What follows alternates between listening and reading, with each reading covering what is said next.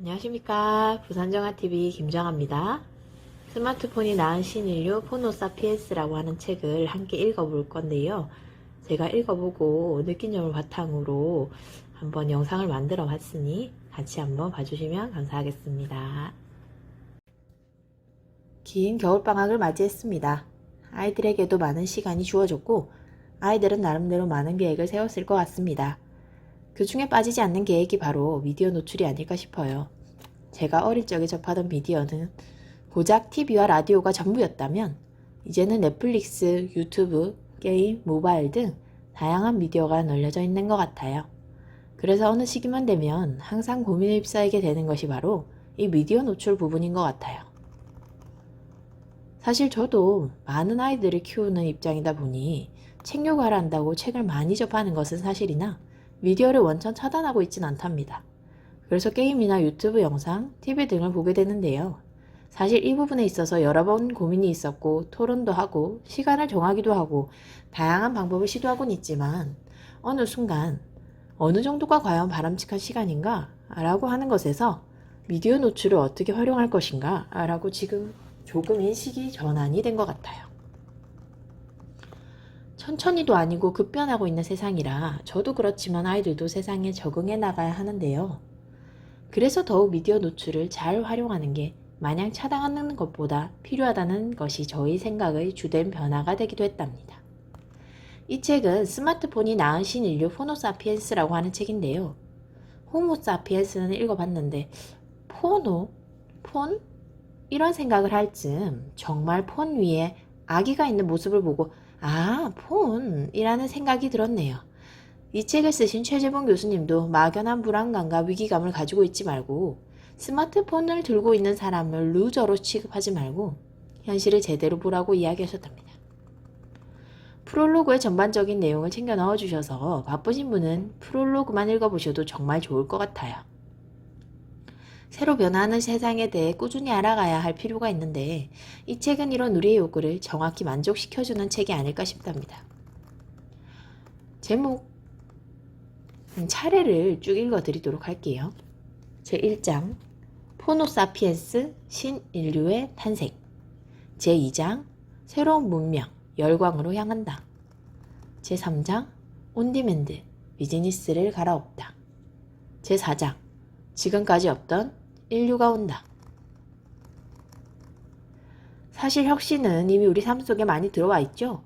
이런 것을 직접 콕콕 짚어주시며 이미 편리성을 느끼면 이전의 것에 과감히 갈아타게 된다는 이야기를 해주셨답니다.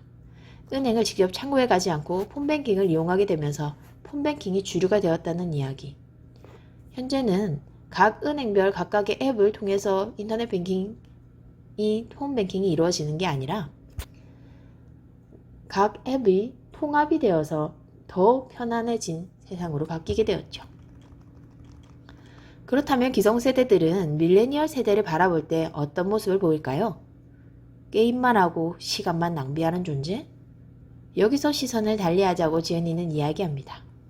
세상의 모든 사람들이 인터넷 게임기를 들고 있다면 어떤 사업을 할 수 있을까? 실제 이런 질문으로부터 시작된 것이 우버와 에어비앤비였다고 하니 정말 놀랍지 않나요?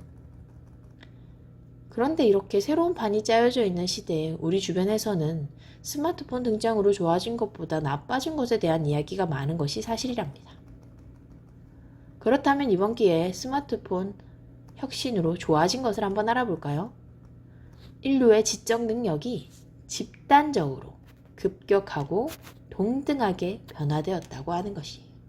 사실 저도 궁금한 게 있으면 사전을 찾아봐야 했던 옛날과는 달리 길을 모르면 물어 찾아가야 했던 옛날과는 달리 손가락 터치 하나로 모든 게 찾아지고 알게 되고 이런 요즘이 참 편하고 좋습니다.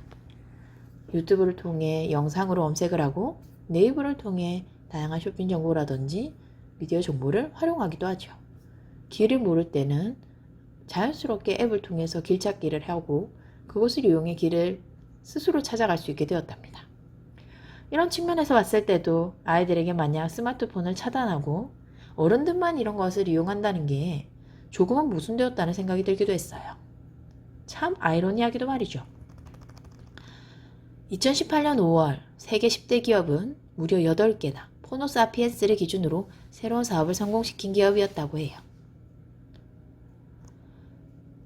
하나씩 보면 애플, 아마존, 구글, 마이크로소프트, 페이스북, 알리바바, 텐센트. 이것은 정말 놀라운 변화가 아닐 수가 없는데요. 항상 큰 시대의 변화를 앞두고 한 치 앞을 내다볼 수 없기에 더욱 놀라운 변화가 아닐까 싶네요.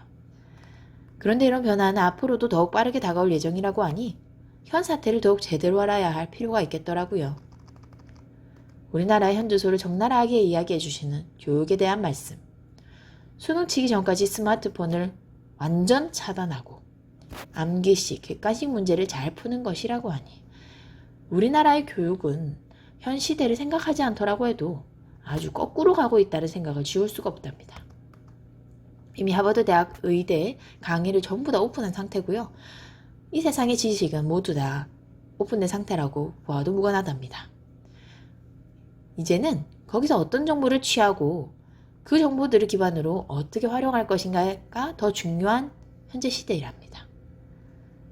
그런데 지금 우리나라는 이런 생각을 제대로 하고 있는 것인가? 라고 하는 의구심이 들기도 하네요. 그러면서 스마트폰과 SNS는 필수이니 적당히 사용할 줄 알아야 한다. 유튜브 방송도 접하고 촬영도 해보며 인터넷 게임도 조금 할 줄 알고 게임 방송도 좀 볼 줄 알아야 한다라고 이야기하셔서 정말 공감되면서도 조금은 우려가 되기도 했답니다.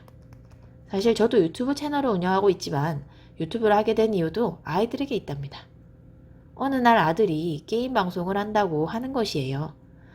일단 미리 알아야 한다고 대도서관의 유튜브의 신, 1인 크리에이터들의 롤모델이라고 하는 책을 사주고 공부를 하라고 했더니 책을 열심히 보더라고요. 그리고 미러리스 카메라로 스스로 촬영을 해보기도 했답니다. 그런데 유튜브의 가장 큰 장벽이라고 느껴졌던 편집을 할 자신이 없었어요. 제가요. 그래서 아이들에게 우리가 하고 있는 책 읽기에 대해서 꾸준히 담아보자고 하고 제가 채널을 오픈하게 되었답니다. 아이들이 게임 방송은 아니지만 이 채널을 통해 방송도 해보고 또 다른 방송도 보면서 조금은 더 알게 되는 게 있지 않을까 하는 생각이 들었거든요. 포노사피엔스에게 있어서 스마트폰이라 함은 신체의 일부와 다름이 없는데요. 그래서 스마트폰이라고 하는 애플, 검색 공간인 구글, 대화창인 페이스북, 쇼핑 공간인 아마존을 인체의 장기에 빗대어 표현한 그림이 참 참신했답니다. 그래서 그런 장기들이 있기 위한 메모리 회사가 바로 우리나라 삼성이라는 사실에 참 자긍심이 생기면서도 다양한 생각이 들게 하는 그림이었어요. 이미 세상은 스마트폰을 이용하는 사람들을 메인으로 판이 많이 바뀌었고 앞으로도 더욱 많이 바뀌어갈 것이 자명한 사실인지라 이런 사실들은 오히려 더욱 가속될 확률이 높은 것이죠. 이런 포노사피엔스에게 중요한 것은 무엇이냐? 그렇다면 어느 곳에서 사업 기회를 찾을 수 있을 거냐라고 묻는다면 단연코 빅데이터라고 말씀을 해주시는데요. 아마존 CEO 제프 베이조스가 이야기하셨죠. 데이터는 고객의 마음이다. 이것은 곧 빅데이터라고 쓰고 소비자의 마음이라고 읽는다라고 표현을 해주셨답니다.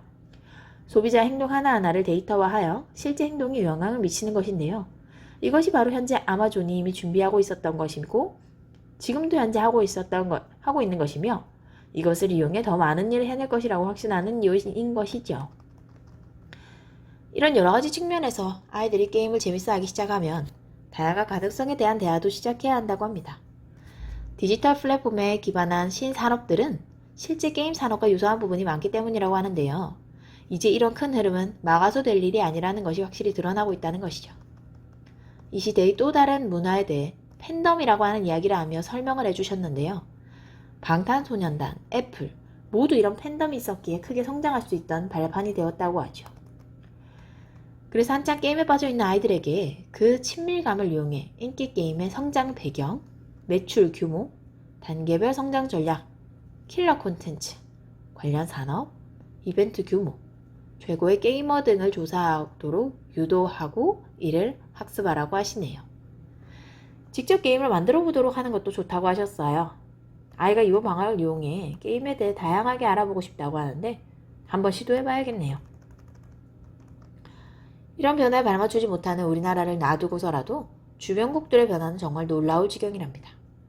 지방도시 버스 매표소에서도 위챗페이나 알리페이로 결제하고 표를 받고요.